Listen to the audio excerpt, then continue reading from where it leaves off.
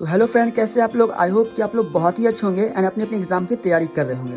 तो फ्रेंड, आज की वीडियो में हम लोग पढ़ेंगे बैलेंस केमिकल इक्वेशंस। ठीक है, अगर आपको एग्जाम में क्वेश्चंस आता है कि what is the balance chemical equations, तो आप इसका आंसर किस तरह लिखेंगे। ओके, एंड बिहार बोर्ड वाले बच्चे जो बिहार बोर्ड से एग्जाम देंगे वो इसका क्वेश्चन जो रहेगा वो रहेगा संतुलित रासायनिक समीकरण क्या है। ओके, और सीबीएसई वाले बच्चे के लिए क्वेश्चन रहेंगे what is the balance chemical equation. Okay, तो इसका आंसर आप किस तरह लिखेंगे, बस वीडियो के लास्ट तक बने रहे ताकि आपको ये भी क्लियर कर दूं। ठीक है, पिछले वीडियो की तरह ये भी आज क्लियर कर दूंगा। ठीक है, तो वीडियो को स्किप मत करिएगा, वीडियो को बिल्कुल भी स्किप नहीं करना है, वीडियो को समझना है। ओके, तो चलिए देखिए हम इसको किस तरह बनाएंगे। काफी आसान है, किस तरह लिखेंगे काफी आसान है, बस थोड़ा सा कंसेप्ट की जरूरत है। अब थोड़ा सा कंसेप्ट क्लियर हो जाएगा, आपको ये भी क्लियर हो जाएगा। ठीक है, तो देखिए हमने क्या लिखा है। हमने आंसर में जो यहाँ पे लिखा है वो लिखा है कि एन इक्वेशन, ऐसा समीकरण, वे equations that has equal to number of atom.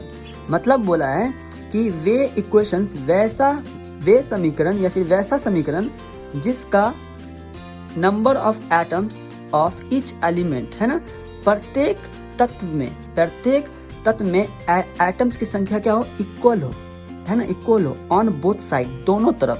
समीकरण के दोनों तरफ अगर एटम की संख्या इक्वल हो, एकदम समान हो, तो समझ जाना है कि वह समीकरण क्या है, वह इक्वेशन क्या है, संतुलित रासायनिक समीकरण है, मतलब बैलेंस केमिकल इक्वेशन है। ओके, तो चलिए देखिए फिर से एक बार बता देता हूँ।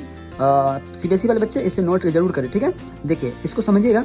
N equation that has equal to number of atoms of each element, प्रत्येक एलिमेंट में, है ना, प्रत्येक एलिमेंट का जो एटम्स होगा, नंबर ऑफ एटम होगा, एटम की संख्या होगी, वो इक्वल होगी ऑन बोथ साइड, दोनों तरफ। समीकरण के ऑफ इक्वेशन, समीकरण इक्वेशंस के दोनों तरफ एटम की संख्या समान होगी, इक्वल होगी, is called a balance chemical equations. वही क्या होगा, बैलेंस केमिकल इक्वेशंस कहलाएगा। एक थोड़ा अब यहाँ देखिए मैंने स्टार मार के क्या लिखा हूँ। ठीक है, स्टार मार के लिखा हूँ कि मास ऑफ द रिएक्टेंट, मतलब रिएक्टेंट का जो द्रव्यमान है, रिएक्टेंट का जो मास है, इज इक्वल होगा किसके, to mass of the product के। तो समझ जाना है, अगर मास ऑफ द रिएक्टेंट, अगर रिएक्टेंट का मास इक्वल हो मास ऑफ द प्रोडक्ट के, तो क्या होगा बोले, वह बैलेंस केमिकल इक्वेशन होगा। ओके, तो ये भी एक पॉइंट है, आप इस तरह भी लिख सकते हैं। ठीक है, तो एक चीज ये नोटिस जरूर रखिएगा, ये चीज स्टार में नोटिस कर लीजिएगा। ठीक है, तो आपका जो मेन आंसर होगा, आप एग्जाम में ये लिख सकते हैं यहाँ से, an equations that has equal to number of atoms of each element on both side of equations is called a balance chemical equations.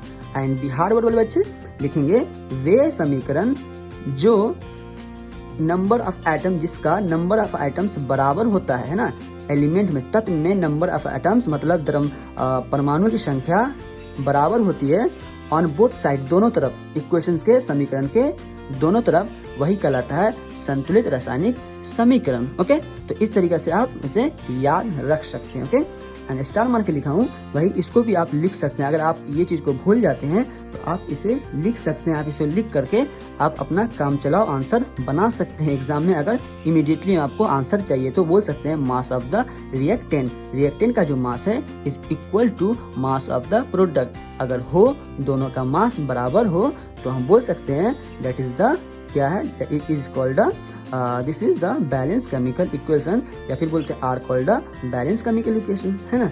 इस तरह हम लोग बोल सकते हैं। ठीक है, फॉर एग्जाम्पल यहाँ पे एग्जाम्पल देखिएगा, मैंने लिखा हूँ H2 + Cl2 से बना है 2HCl।